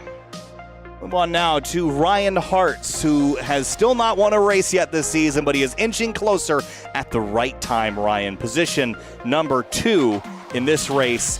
Great points night, puts you in position to advance next week, but you're still only 14 points above the cut line. No one's really safe except for Jake Nichols and Seth Knoll now. So how do you feel about tonight's race and advancing next week at Auto Club? Yeah, I feel really good, actually. I did not expect to get second out of this. The car was just really, really good on those last 10 laps. I thought for sure Connor Horn was going to get me. I thought for sure I wasn't going to get Weishart. But I don't know, I found something at the end, and I was able to pass JT and Weishart. So I love Chicagoland at night. I don't know what it is. I did really, really good here last season. So I had confidence coming in here. But other than that, strong night, really needed this. I saw I was only a few points above the cut line, so this should definitely help and move on to Auto Club, which arguably I should have won last season. Yeah, it was an interesting one last year, to say the least. Ryan, good luck to you next week, and congrats on a P2 tonight. We'll see you at Auto Club. Yeah, thanks to you guys. Thanks to SRP also and Miller Racing. Everyone does a great job in the practice sessions, and we'll get them next week. All right, moving on now to Seth Knoll, your race winner tonight. I picked you on the pace lap, Seth. I thought there was something magic in the way that you qualified. Although, to be honest, I didn't expect it to be as dominant of a win as it was on that last run. You led 62 laps en route to your second victory on the season, and I think we have to address that there's only been 2 top 5s since that Area 500 win. Tonight was something different. Take us through it. You're advancing to round 2 of the playoffs.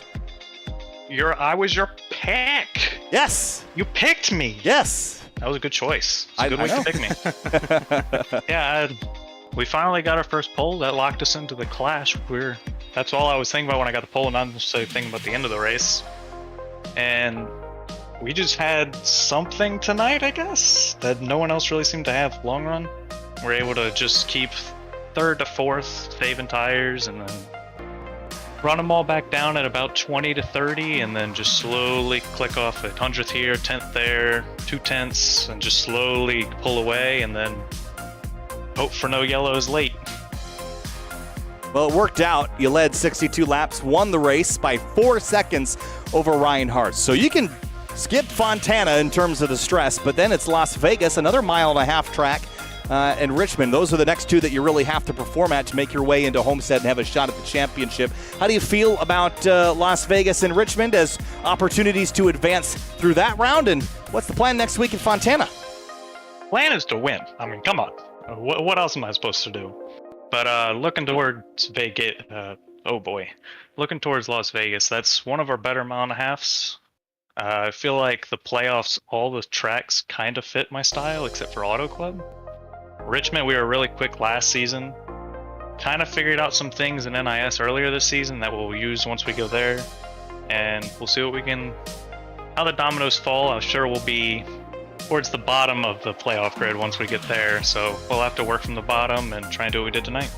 Well, it was a great night for Seth Knoll. Brings home the number 1 Toyota Camry to victory lane. Congratulations. We'll see you at Fontana and in playoffs round 2 at Las Vegas. We'll see you there. All right, appreciate it. Thank you. All right, Finian, that was a fun one. Seth Knoll, your race winner. That shakes up the playoffs.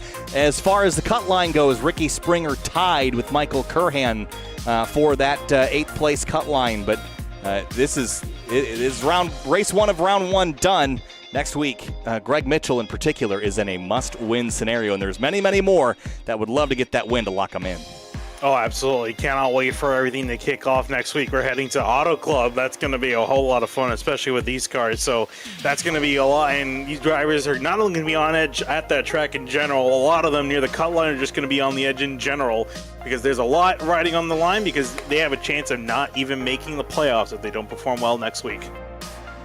Auto Club is a very, very good racetrack to Michael Kern, so we'll see if he can go back-to-back there, but very great race tonight. I mean, racing all throughout, and props to those guys that are racing for the top 10 in the back. I mean, they waited until the last lap to crash, which that certainly saved some guys' races, could have helped others, but all in all, great battles, and congrats to Seth Knoll on the win and moving on to the next round.